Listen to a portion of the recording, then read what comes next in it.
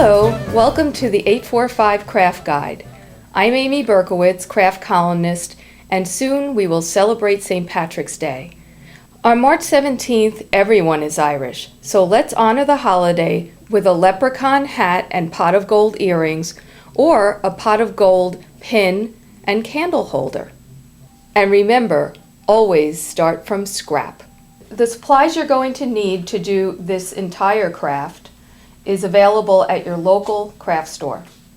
Start with tiny wooden flower pots under 1 inch long for the leprechaun hat. You also will need tiny wooden knobs for the pot of gold, or buy a little bigger size if you're making a pin or a candle holder. Make sure the flower pots and knobs have a hole through them before purchasing.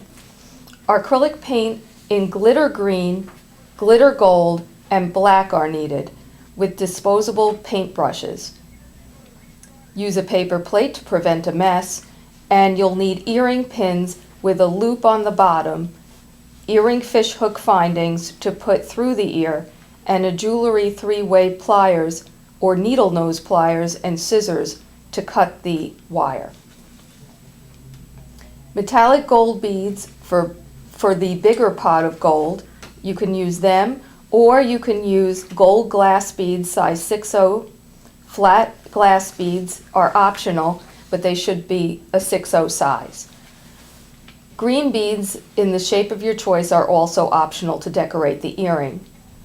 Glue gun and sticks, black thin ribbon or cord, assorted clover or St. Patrick's Day themed buttons, a brass or gold square shaped split ring for the leprechaun hat,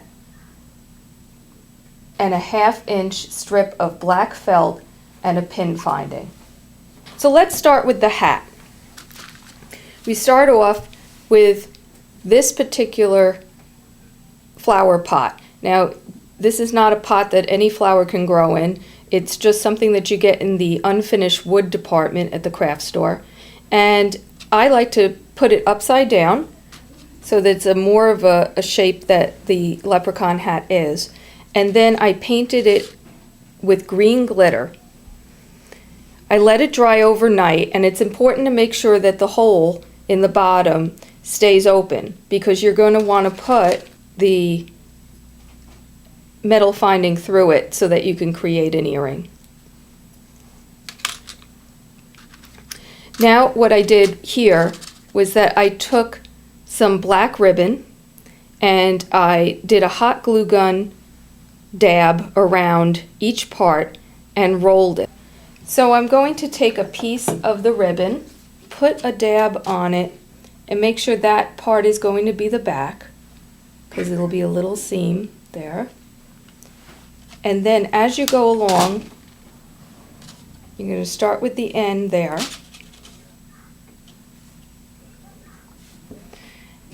And then put another dab just like in the front. You don't want to glue everything down, because then it'll just look messy. You want to just give it a little bit of glue and some time here. And that's okay, because I still have some glue left here. And then cut the rest. So you create a little rim of ribbon for the hat.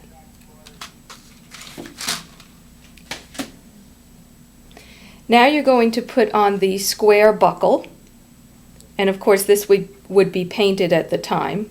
So I'm going to take this one, and this is actually a split ring that is square, and you'd find that in the earring department. And you just put a little dab on there.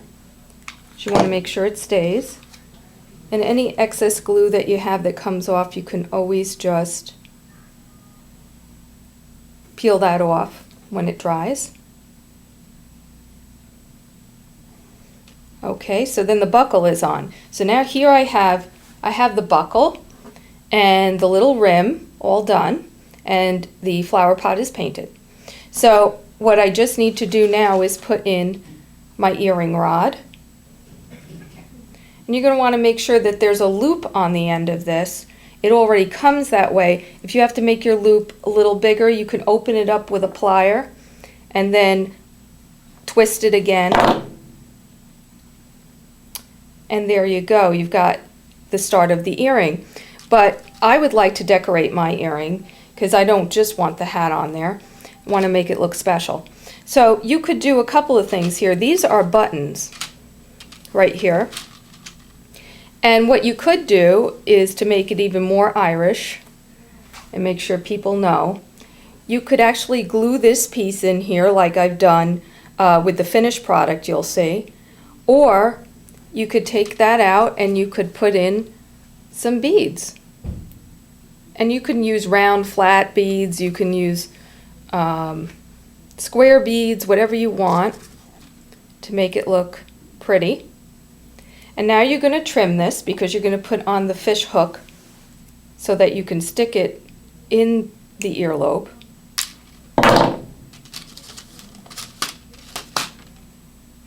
So here's where the loop is. And now I have a 3-way plier, so I can cut the metal with it and I can turn the metal with it as well. But if you don't have that, you can use a scissor at home to cut the wire. You're going to squeeze it closed so that it doesn't go anywhere and stays nice and tight. And you have your little leprechaun earring. So now we're going to move on to the pot of gold.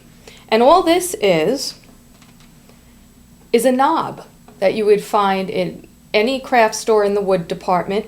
You probably could also find it in the home improvement department or home improvement store. And I painted it black so it would look more like the pot of gold with the rainbow. And then I decided I wanted to put a little gold on it so that I can make it look sort of fancy. So I squirted a little bit of acrylic paint, metallic gold, and all I did was I dipped my brush in, but I also dabbed it on the plate because I don't want it to be opaque. I want it to be see-through. So as you can see, as you go along, you're going to take that small amount and spread it out because you just want it to be a little shiny. You don't want to cover all the black. I just think it gives it a little bit of a magical feel. Then after you're done with that and everything is dry, you're going to want to start putting your gold on, which is my favorite part. And I get a little maybe greedy with this, so I put on a lot. But you're going to want to put it around the rim, but you're always going to have to make sure that you don't close this hole and you don't close this one too much. You want it to be stable. So you're going to put that on with a glue gun, each bead. And what you're going to do is put it about 3 across. Here we go again. Stick it on there. And you're going to start to put about 3 across and then make a triangle with it so it's almost like a pyramid. And I'll show you the one that I have here. It's like a pyramid in there. And what I did was I continued a lot of the gold all the way around the beads, but I stuck in the rod just as I did with the hat. And in this case, because the loop isn't big enough, I made a bigger one.